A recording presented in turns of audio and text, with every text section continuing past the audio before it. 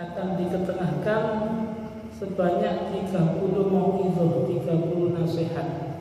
Jadi bab ini isinya ada 30 nasihat, yang nasihat masing-masing itu isinya dua-dua. Ini dua ini sampai 30. Arba'atun akhbarun wal baqi atharun.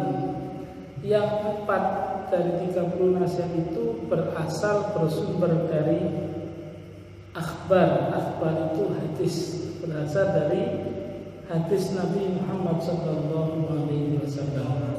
Wal baqi atharun. Yang lebihnya berarti 26. 30 dikurangi 4 berarti 26. 26 nasihat yang lain itu bersumber dari asar. Asar itu ucapan atau perkataan dari sahabat ataupun muridnya sahabat tabi'in. Jadi generasi, kalau diurut dari Rasulullah, pertama Rasulullah yang pernah berjumpa dengan Rasul, pernah ketemu Rasul dan beriman, bertatap langsung, maka istilah yang dipakai Rasulullah sebutan untuk mereka adalah sahabat. Sahabat. Jadi bukan istilah yang lain, bukan istilah ikhwan akhwat, bukan istilah yang lain, tapi menggunakan istilah sahabat. Jadi bahasa sahabat itu kalau bahasa kita itu teman, konco. Jadi Rasulullah begitu menghargai sahabatnya sehingga yang di sekitarnya, yang murid-murid beliau di sekitar beliau itu beliau panggil sebagai sahabat, teman, jadi konco. Itu saking beliau menghargai sekitarnya. Syarat dikatakan sebagai seorang sahabat adalah satu, beriman. Jadi percaya, iman kepada dakwahnya Rasulullah SAW. Yang kedua, bertemu langsung, pernah bertatap muka, meskipun hanya jauh kelihatan, yang penting pernah melihat langsung wajah Rasulullah, maka itu dinamakan sahabat. Melihat langsung wajah Rasulullah dikala Rasulullah masih hidup di zaman itu. Karena kalau orang-orang tertentu, para auliya'illahi ta'ala, itu masih mungkin bertemu dengan Rasulullah pada saat-saat seperti ini, terutama ketika di dalam mimpi. Padahal Rasulullah pernah mengatakan, kalau orang pernah mimpi bertemu dengan Rasul, mimpi bertemu Nabi Muhammad, maka yaitu Nabi Muhammad betulan. Jadi beda sekali mimpi ketemu makhluk-makhluk selain Nabi Muhammad dengan Nabi Muhammad. Kalau mimpi ketemu Nabi Muhammad, itu adalah mimpi yang pasti benar, yang nyata, yang itu adalah Nabi sendiri. Kenapa? Satu-satunya manusia istimewa yang tidak bisa diserupai oleh makhluk lain, termasuk jin, setan, ini hanya Nabi Muhammad. Kalau yang lain-lain masih mungkin. Kalau wali, misalnya para kiai, ustaz, yang lain-lain, mimpi itu masih mungkin jelmaan dari makhluk-makhluk yang lain. Tetapi kalau itu Nabi Muhammad, itu pasti Nabi Muhammad betulan. Jadi banyak ulama-ulama yang kemudian bertemu dengan Nabi di dalam mimpinya. Bahkan sebagian ulama bisa yang diizinkan oleh Allah Subhanahu wa Ta'ala masih memungkinkan ketemu Nabi dalam kondisi sadar. Tetapi ini orang yang khusus, orang yang pilihan orang-orang khusus biasanya masih memungkinkan bertemu dengan Nabi Muhammad. Nah, kalau yang seperti ini nggak bisa disebut sahabat meskipun ketemu. Jadi yang disebut sahabat adalah yang satu periode di zaman Nabi beriman dan ketemu. Kalau tidak pernah ketemu, meskipun satu zaman, meskipun beriman, tidak dikatakan sahabat. Siapa contohnya? Contohnya Uwais Al-Qarni. Uwais Al-Qarni itu pemuda yang luar biasa, yang sangat makbul doanya, mustajab doanya, tetapi beliau sangat cinta kepada Nabi, tetapi sampai beliau wafat tidak pernah sekalipun bertemu Nabi. Tetapi imannya luar biasa, sampai dikatakan termasuk min auliya, min kibar auliya, salah satu ulama auliya wali besar di zaman Nabi, yang sampai Nabi pernah pesan kepada Sayyidina Abu Bakar dan Sayyidina Umar nanti kamu kalau ketemu Uwais al-Qarni salam dariku dan minta doa. Misalnya luar biasanya Uwais al-Qarni, tetapi itu bukan sahabat. Itu karena siapa? Masuk kategori tabi'in. Jadi masih masuk kategori muridnya sahabat. Itu. Jadi asar itu adalah perkataan selain Nabi, jadi sahabat maupun tabi'in atau generasi setelah sahabat. Jadi urutannya Nabi, kemudian sahabat, setelah sahabat namanya tabi'in, muridnya sahabat. Di bawah tabi'in, muridnya tabi'in namanya tabi'in. Setelah itu baru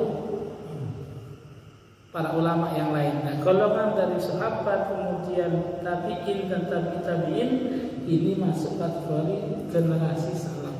Jadi kalau dalam istilah ulama salaf itu adalah sampai generasi tabi'in. Itu generasi salaf. Jadi termasuk para imam mazhab itu juga di generasi salaf. Jadi kalau orang kita ikut ajaran salaf, ajaran ulama salaf, maka dia mengikuti ajaran para ulama mazhab, baik Imam Maliki, Imam Hambali, Imam Syafi'i maupun Imam Hanafi, keempat-empatnya masih generasi salaf. Nah, di bawahnya itu baru bukan masuk kategori salaf, masuk kategori kholaf. Kholaf itu modern, sudah ulama akhir. Nah, semakin sekarang mutaakhir, namanya sekarang mutaakhirin, ulama masa kini. Jadi kalau mau generasi salaf maka harusnya mengikuti mazhab, minimal mazhab yang 4. Jadi mazhab itu sebenarnya banyak, tetapi yang populer, yang kitabnya, yang pola pikirnya, yang rumusan pemikirannya ini diteruskan oleh, dilestarikan para murid-muridnya dan tertulis mudawwan. Jadi beliau ketika mengajarkan muridnya itu rajin nulis, kemudian menjelaskan. Ini yang terkodifikasikan, yang sudah terjaga kerangka berpikirnya, ya imam mazhab 4. Ini yang jelas penuntutan keilmuannya, sehingga sampai diikuti oleh mayoritas muslim sedunia adalah 4 mazhab.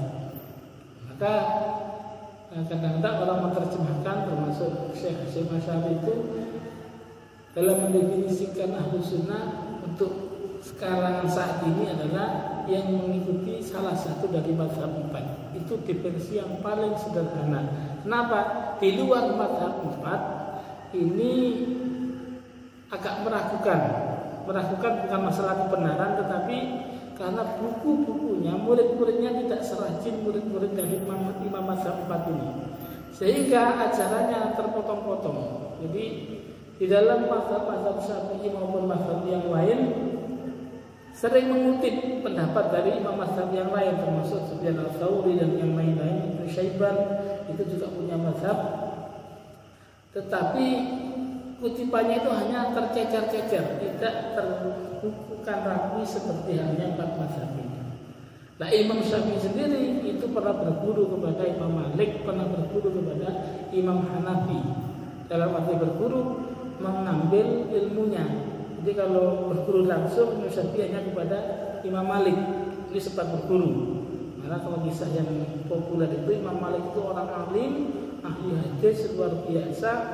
Imam Syafi'i ketika sudah ngaji di usia yang masih muda, sudah ngaji kemana-mana, 7 tahun sudah hafal Quran dan mengerti artinya. Kalau hanya hafal Quran mungkin banyak, tapi 7 tahun itu mengerti hafal Quran sekaligus paham maknanya. Umur 8 tahun beliau sudah hafal kitab Muwatta, kitab hadis karangan Imam Malik. Saat itu Imam Malik menjadi ulama besar, Imam Syafi'i masih kecil, 8 tahun. Begitu agak dewasa, beliau datang kepada Imam Malik untuk ngaji. Ya, orang dulu ngaji itu betul-betul diuji mentalnya oleh gurunya. Ngaji itu nggak langsung diterima, padahal jauh, perjalanan jauh. Begitu sampai di Madinah, dari dari tempat Imam Syafi'i itu ke Madinah itu berbutuh berbulan-bulan perjalanan, berhari-hari sampai berbulan-bulan. Kemudian sampai di Madinah nggak langsung diterima, pasti ditolak. Tapi Imam Syafi'i dengan kuatnya ditunggu sampai Imam Malik mau terbuka. Begitu sudah diterima, mau apa kamu? Mau ngaji. Mau ngaji. Sudah, mau ngaji. Kalau mau ngaji ke saya, hafalkan dulu. Nih baca dulu kitab saya, kitab Muwatta. Ini saya sudah sekarang kitab namanya Muwatta. Kamu baca, kamu pelajari. Kalau sudah agak paham baru ngaji ke saya. Jadi ulama dulu mau ngaji, belajar dulu sampai matang. Baru kalau sudah matang ngaji kepada gurunya. Jadi ngaji sama gurunya sudah ngerti. Nah begitu sudah ngerti, tinggal memperdalam, memastikan pemahamannya tidak sama atau tidak berbeda dengan gurunya. Maka runtutan ilmu sanad itu terjaga betul. Karena memang sudah paham sesuai dengan pemikirannya, baru disampaikan kepada guru. Ya, akhirnya guru, oh iya sudah sesuai benar. Akhirnya mendapatkan lisensi, mendapatkan pengakuan, oh ya ini muridku sudah sesuai dengan pemahaman. Imam Syafi'i demikian, begitu kamu pelajari dulu kitab Muwatta ini. Begitu ngomong gitu, Imam Syafi'i jawab, maaf baik guru, kitab Muwatta sudah saya hafal sekian tahun yang lalu sampai sekarang saya masih hafal. Oh, betul, kalau begitu coba dites dari atas ke bawah, dari paling ujung depan, tengah, belakang, dibolak balik pembahasan dalam kitab Muwatta. Imam Syafi'i bisa nangkap sesuai, akhirnya diterima jadi murid. Kalau yang lain misalnya belajar butuh waktu minimal 5 tahun, Imam Syafi'i hanya butuh beberapa bulan sampai paham, bahkan menjadi lawan diskusi, kalau bahasa sekarang debat dalam arti positif, diskusi. Banyak hal-hal yang kadang-kadang berbeda antara guru dengan murid. Jadi itu biasa, murid dan guru berbeda. Sampai ngaji baru pindah-pindah ngaji, kemudian banyak pemahaman yang tidak sama dengan gurunya, tetapi masih sama-sama mentolerir dan sama-sama diterima. Sampai Imam Syafi'i akhirnya mendirikan mazhab sendiri. Bukan yang Syafi'i mendirikan mazhab, tapi pemikiran Imam Syafi'i kemudian dipelajari oleh murid-muridnya, dibukukan. Ternyata ada rumusan-rumusan yang berbeda dengan mazhab Maliki, sehingga ada mazhab masing-masing. Imam Hambali sendiri juga muridnya Imam Syafi'i. Jadi itu generasi itu namanya generasi tabi'in atau generasi salaf. Jadi kalau ada orang ngaku kok mengikuti generasi salaf, mengikuti ulama salaf, kok gak ikut mazhab, itu aneh. Harusnya kalau orang mengakui mengikuti ulama salaf, mereka tidak lepas dari mazhab. Justru yang tidak bermazhab itu yang aneh, karena yang generasi yang kemudian tidak mau ikut mazhab itu generasi belakangan setelah 4 imam yang besar ini. Pada sekian ratus tahun berikutnya baru ada muncul pemikiran kembali kepada Al-Quran dan Sunnah tanpa melalui mazhab.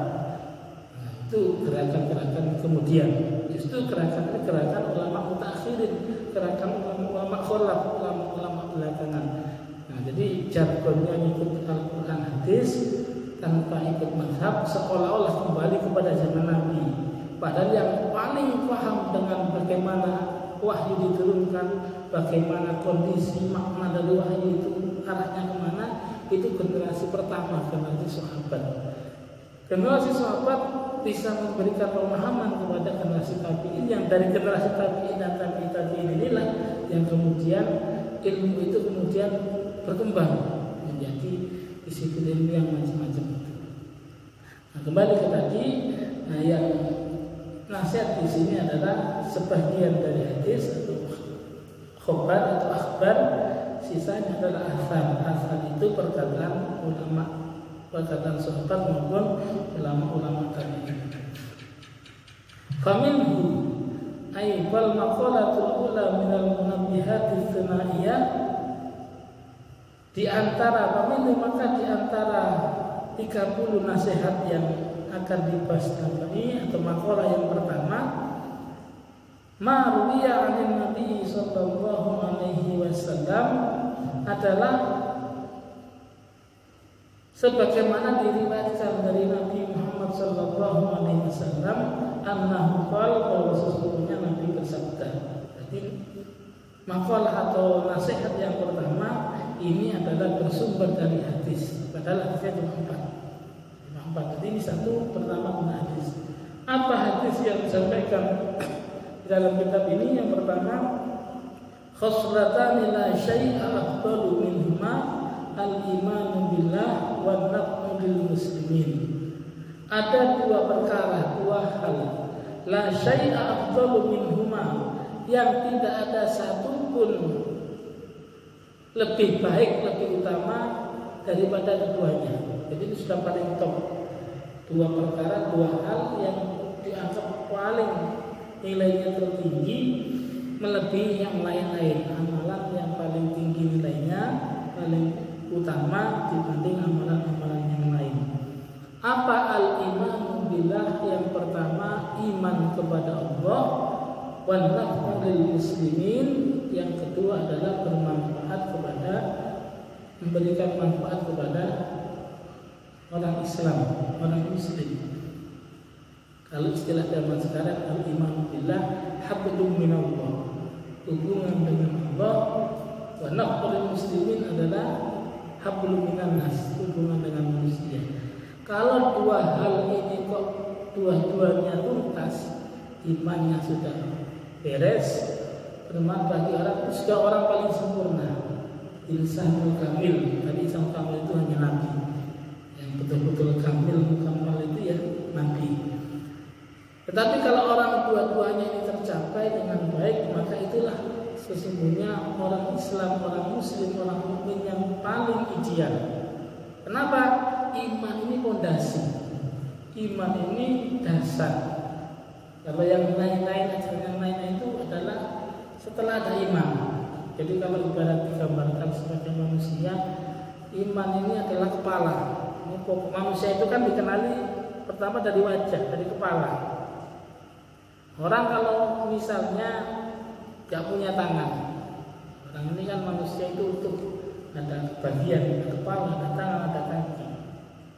Dan saya misalnya orang ini gak punya tangan, tetapi masih punya kepala, kepalanya utuh, badannya utuh, hanya gak punya tangan. Wajahnya tahu, orang masih bisa kenal siapa itu. Oh, itu si A. Kenapa? Lihat wajahnya masih ada, masih disebut manusia karena masih punya kepala.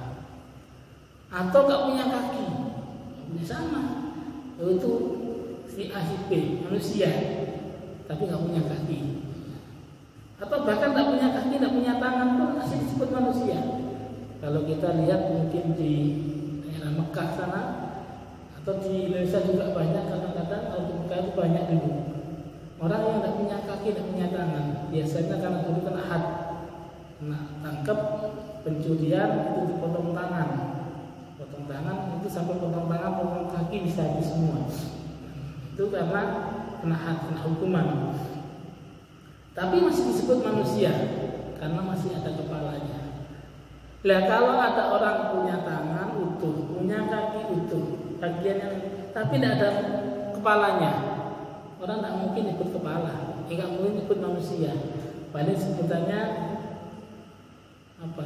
Zombie, atau sebutan yang lain. Tidak dikenali sebagai manusia. Karena ciri khas manusia yang paling pokok adalah punya kepala, punya wajah, punya muka.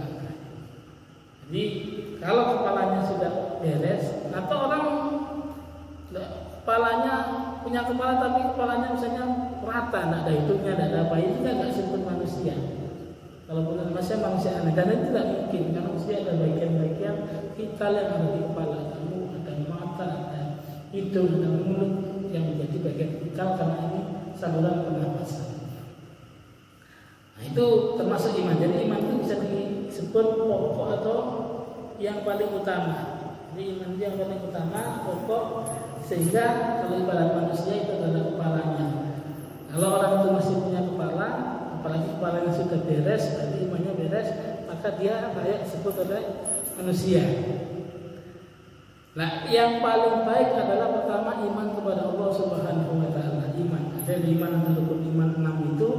Kalau itu sudah sempurna, iman kepada Allah, iman kepada malaikat, kepada nabi, kepada kitab, kemudian iman kepada hari kiamat, iman kepada qada dan qadar. Iman yang 6 yang menjadi rukun iman pokok itu beres, maka dia sudah yang terbaik. terbaik. Jadi karena iman itu fondasi. Nah, iman ini hubungannya apa? Karena iman ini menjadi fondasi, menjadi landasan dalam kita menjalani hidup, maka kehidupan kita seluruhnya ini sangat bergantung dengan kualitas iman. Jadi kalau orang imannya sangat baik, maka kehidupan yang lain akan menjadi baik. Tetapi kalau dibalik, kalau orang itu secara kehidupan sosial, kehidupan hari-hari kok baik, kok imannya nggak baik, apa ada? Kadang-kadang ada orangnya dermawan, orangnya baik, tapi imannya nggak baik, maka kebaikan seperti ini tidak ada nilainya di hadapan Allah. Tidak ada nilainya di hadapan Allah. Karena kita itu ibarat manusia yang punya kepala, bukan disebut manusia. Meskipun iskoyo manusia tapi bukan manusia. Sama dengan orang sekolah.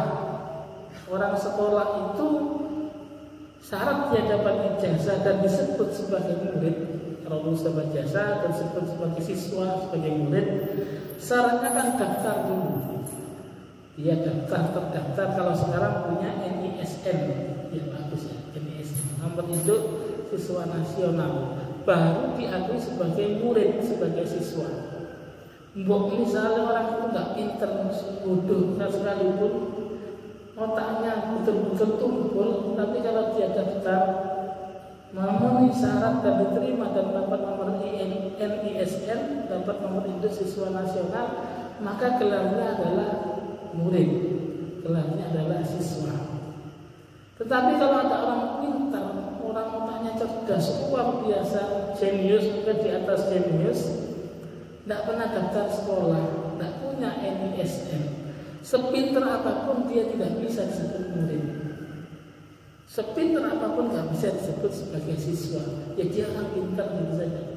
Kalaupun dia nanti usia 12 tahun, yang lain lulus, kemudian lulus SD, lulus madrasah ibtidaiyah, dapat namanya ijazah, sehingga julukannya adalah lulusan SD, tamatan SDMI, maka orang pintar itu sama-sama 12 tahun, meskipun pintarnya mengalahkan yang 12 tahun kemudian dapat ijazah, dia tidak bisa disebut dengan tamat SD, tidak bisa dikatakan lulusan SD meskipun pintar. Sama dengan orang beriman. Orang beriman itu ya meskipun amalnya tidak banyak, meskipun sedikit biasa, tetapi karena dia sudah beriman, amalnya nanti ada nilainya. Kalau orang sekolah ada rapotnya, dia sudah punya tugas, meskipun hanya 4 tapi ada nilainya. Tapi kalau orang siswa yang tidak anak yang tidak menjadi siswa yang pintar tak sekolah tadi, meskipun dia ada soal kerjakan dapat benar semua, ada 10 soal kerjakan benar semua, dia tetap tidak akan punya rapot nilainya 10. Dia cuma pintar gitu, tapi nggak ada nilainya. Nanti nggak bisa naik kelas, nanti juga nggak bisa lulus.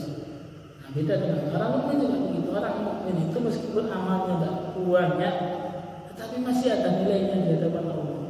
Oh, kalau dia amalnya banyak sama dengan muridnya sudah terdaftar sebagai siswa, ya pintar artinya ya nilainya bagus, dia siswa dan nanti lulusan. Punya diakui oleh lembaga, diakui oleh institusi, diakui oleh negara. Iman nanti pengayaan itu Allah. Kalau orang punya iman, diakui oleh Allah. Kalau tidak punya iman, meskipun amalnya top, sudah mentok, paling hebat, paling bagus, ya hanya di dunia dia diakui sebagai orang baik di dunia, di akhiratnya nanti tidak dapat pengakuan, tidak dapat penilaian karena memang tidak terdaftar. Padahal syaratnya nanti selamat di akhirat minimal terdaftar dulu. Terdaftar sama dengan orang siswa, akan punya rapot, akan punya ijazah. Syarat pertama daftar dan diakui. NISN-nya ada. Kita punya NISN karena kita sudah belajar asyhadu an la ilaha illallah wa asyhadu anna muhammadar rasulullah. Itu NISN kita. Nomor induk kita sebagai seorang mukmin di hadapan Allah adalah dengan syahadat. Setelah syahadat selesai, kita terdaftar punya.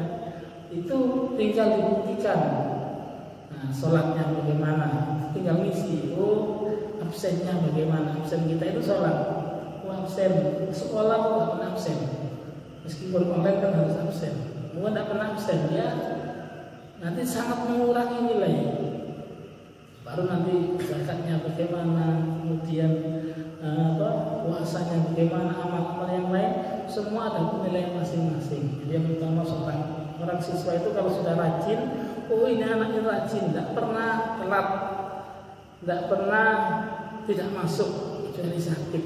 Nah, ini sip, absensi keadaan baik.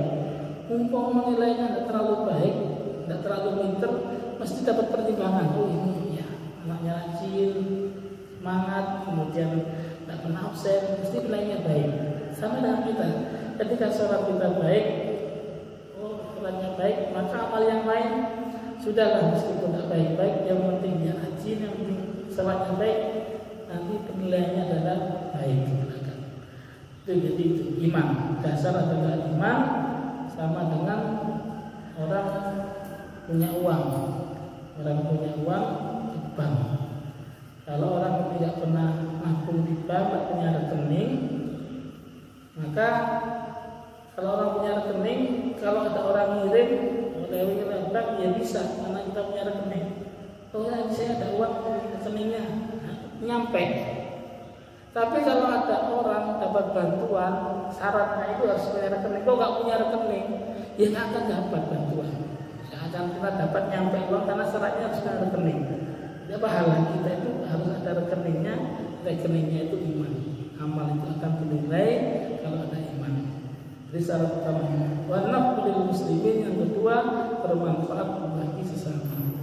Bil maqali, yang pertama, bentuk manfaat kepada sesama manusia, sesama muslim itu adalah bil maqal, dengan ucapan. Nah, dengan ucapan. Yang dulu yang ngajar, yang berilmu yang ngajar, kemudian yang lain-lain dengan ucapan yang baik, ucapan yang santun, ucapan yang menenteramkan, itu adalah untuk manfaat, memberikan nasihat, memberikan solusi, memberikan jalan keluar. Wabil jahi, bil jahi, yang kedua bisa dengan posisi kedudukan.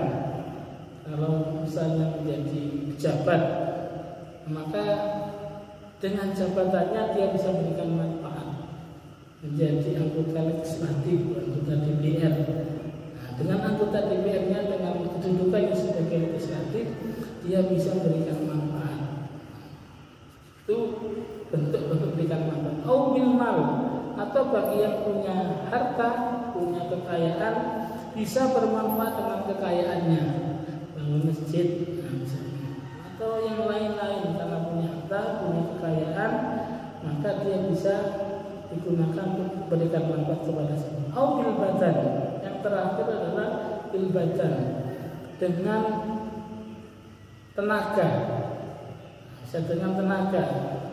Ada urusan-urusan sosial atau urusan keagamaan, ya kalau memang punya kapasitas uang atau punya kedudukan yang itu bisa memperlancar urusan, memperlancar kegiatan, itu dipakai. Kalau tidak, ya ini minimal adalah dengan tenaga. Nah, kalau tenaga itu hampir semua orang punya, Kalau Rasulullah SAW, Rasulullah bersabda, man asbaha la yakuzul ma'ala hadin hubiralahu majana. Barang siapa yang di pagi hari la yakuzul mah, dia tidak berniat untuk melakukan kezaliman, tidak berniat menganiaya ala hadin kepada siapapun, hubiralahu majana, maka diampuni dosanya yang telah dia lakukan. Pagi-pagi tidak niat untuk menyakiti orang, tidak niat saja pagi-pagi kayak gini, tidur sampai pagi-pagi, tidak punya niatan untuk balas dendam, tidak ada niatan untuk membuat masalah, tidak ada niatan untuk membuat kisruh. Pokoknya nggak niat jelek, biasa saja, itu sudah diampuni dosanya. Enaknya orang Islam itu sudah nggak niat menyakiti orang, itu sudah baik. Waman asbaha yang binusratal mazlum wa qada'a hajatil muslim kanat lahu ka'ajri hajjatin mabruratin. Sebaliknya barang siapa yang berniat di pagi hari, niat nusratal mazlum, menolong orang yang terzalimi. Oh, nanti kalau ada orang kesusahan saya bantu. Waqad hajatul muslim, dan menunaikan hajat kebutuhan seorang muslim. Bantu. Oh, nanti pagi-pagi saya ingin bantu, saya ingin turun tenaga, saya ingin menyumbang, saya ingin membantu. Pokoknya ada niatan baik, niatan ada tetangga yang membutuhkan, ada saudara kita membutuhkan, terutama keluarga. Hajatil muslim itu termasuk keluarga, istri, anak, saudara, kerabat, baru kemudian yang lain-lain. Itu juga kok pagi-pagi diniatkan, niat saya punya bantu orang yang lemah, bantu orang yang terzalimi, bantu orang yang susah, kemudian saya betul-betul nanti saya bantu. Niat saja. Karena lahu ka'ajri hajjatin mabrurat, maka dia dapat pahala seperti pahalanya orang yang haji mabrur. Jadi hanya niat saja. Kalau niatnya benar karena Allah Subhanahu wa taala, maka diberi pahala seperti pahalanya orang yang naik haji mabrur. Padahal orang haji itu tak semuanya mabrur. Ada haji yang mabrur, ada haji yang mardud. Biasa tanda-tandanya kalau haji mabrur itu pulang haji tambah soleh, pulang haji tambah baik, pulang haji tambah istiqomah. Itu tanda-tanda. Kalau mardud haji yang bertolak, pulang haji tambah sombong, pulang haji tambah tak karu-karuan, tambah tambah sifat tamaknya tambah bertambah, pokoknya sifat negatifnya bertambah. Itu tanda-tanda haji itu mardud. Nah, kita dengan niat yang baik diberi pahala oleh Allah seperti pahalanya haji mabrur. Luar biasa. Diberi pahala haji mabrur. Itu adalah balasan bagi orang yang pagi hari, pagi bangun tidur sampai sebelum melakukan aktivitas sudah niat akan membantu sesama muslim, membantu sesama manusia, menolong orang yang zalimi, menunaikan hajatnya. Hajat itu termasuk ya kalau kalian bisa bayarkan hutang misalnya, atau yang lain-lain. Pokoknya niat yang baik kepada sesama, akan membantu sesama, itu sama dengan orang yang haji mabrur. Ada lagi kalau ini amalan, jadi amalan yang termasuk senilai haji mabrur itu ya niat saja. Jadi kalau tiap hari niat, maka seolah-olah setiap hari kita naik haji. Jadi kalau sekarang ada haji kok sudah berangkat susah, kalau orang orientasinya niatnya semata-mata karena Allah Subhanahu wa taala, ya dia susah sedih, kemudian dia harus cepat beralih. Nah, usah kemudian mencari-cari siapa yang salah, siapa yang harus bertanggung jawab, rugi. Karena kalaupun nanti ketemu orang yang bersalah, yang bertanggung jawab, mungkin menterinya yang kemudian salah, presidennya salah, pemerintahnya salah, orang yang ngurus haji nggak beres dan sebagainya, ujung-ujungnya juga nggak berangkat. Nah, jadi rugi, belum tentu dapat pahala, bisa-bisa dapat dosa. Ini penting nggak bisa berangkat, ini sudah ini bagian dari skenario yang ditakdirkan oleh Allah, harus menerima meskipun berat, meskipun pingin kemudian nggak bisa, sudah bagian ini kemudian istighfar, ikhlas karena Allah Subhanahu wa taala.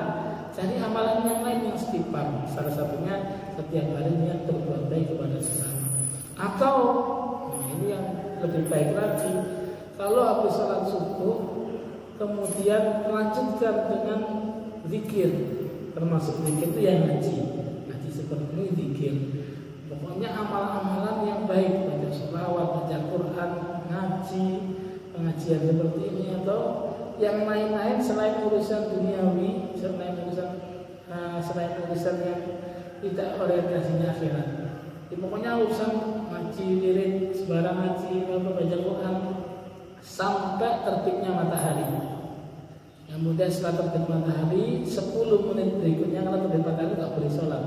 Tetapi kira-kira naik satu tombak itu diperkirakan 10 menit. Setelah terbit matahari kita melakukan sholat isyraq atau sholat duha di awal. Jadi adalah sholat duha itu ada istilah sholat isyraq. Sholat isyraq itu sebenarnya adalah ada yang mengatakan sholat yang berbeda dengan sholat duha, tetapi ada yang mengatakan sama. Jadi kata kalau sholat duha di awal waktu, di pertama kali matahari terbit kemudian kira-kira naik 1 tombak sekitar 10 menit dari terbitnya matahari, kemudian dia sholat 2 rakaat, itu namanya sholat duha sekaligus sholat isyraq. Jadi sholat duha di awal namanya isyraq. Kalau sudah lewat di awal itu, maka bukan isyraq lagi, namanya duha saja. Jadi duha itu sampai zuhur, sampai zawal, sampai istiwa, sampai matahari pas di atas, waktunya habis. Jadi mulai dari terbit matahari kira-kira 10 menit sampai waktu zuhur, itu waktunya duha. Tetapi kalau kita dikerjakan di awal masuknya waktu duha, namanya sholat isyraq. Orang yang habis sholat subuh kemudian melakukan zikir-zikir, bacaan-bacaan, kemudian sampai menunggu waktu isyraq, kemudian setelah itu melakukan sholat sunnah 2 rakaat, maka orang seperti ini sama dengan melakukan haji dan umroh tamah sampai 3 kali Rasulullah. Orang yang sholat 2 rakaat setelah terbit matahari, dari subuhnya nggak tidur, sampai wiritan, sampai zikir, sampai melakukan sholat 2 rakaat, seperti orang yang haji dan umroh sempurna 3 kali. Dan hadisnya sahih, artinya sangat sering. Jadi kalau kita ingin haji dan umroh, dapat pahala haji umroh sempurna 3 kali, habis sholat subuh, habis sholat tidur sampai waktu duha, begitu sholat yang masuk waktu duha, sholat 2 rakaat. Ini sama dengan haji dan umroh. Maka itu salah satu cara kalau kita memang yang tidak berangkat haji kok ingin sekali dapat haji, pahala haji, ya itu gantinya. Termasuk orang kita yang belum diberikan kemampuan oleh Allah Subhanahu wa taala untuk berangkat haji, belum diberi kesempatan, yaitu haji kita. Haji kita adalah yang di subuh wiridan sampai isyraq, kemudian sholat 2 rakaat, itu sudah sama dengan pahala haji dan umroh. Karena itulah sebagian ulama, sebagian tradisi para ulama di pesantren-pesantren di Banjar, saya kira juga sama, di Jawa juga segitu setahu saya. Kalau sholat subuh nggak betul-betul di awal, wirid sebelum subuh itu panjang. Kalau di Banjar itu ada sampai 40 kali. Kalau nggak salah itu saya baca yang lain, kemudian diakhiri dengan doa itu kalau dihitung kira-kira waktunya hampir 10 menitan itu. Baca wiridannya Banjar, kalau baca kasaten tidak 10 menit malah. Itu kalau kita baca ada dari ayat ya qayyum sampai salatu wassalamu alaihi wasallam 11 kali, itu juga waktunya nggak sampai 10 menit. Kalau di Banjar lebih panjang lagi, ya qayyum itu 40 kali. Kemudian sampai ya Allah itu ada bacaan yang sudah dijazakan itu panjang. Kenapa? Sebenarnya mengambil abdolnya ini, bahkan di Pondok Langitan yang terkenal itu sholat subuhnya agak siang. Artinya berkata kasih bukan kesiangan ya. Jadi wiridnya itu lebih panjang lagi. Termasuk di daerahnya Habib Hasan di Kaksan Probolinggo itu, kalau sholat subuh itu agak akhir-akhir. Jadi memang sebelum subuhnya dipanjangkan agak panjang, kemudian sholat subuh. Apa sebenarnya rahasianya? Pertama, menunggu orang yang memang bangunnya ketinggalan. Kemudian yang kedua, habis sholat subuh biar tidak ada kesempatan tidur terlalu panjang.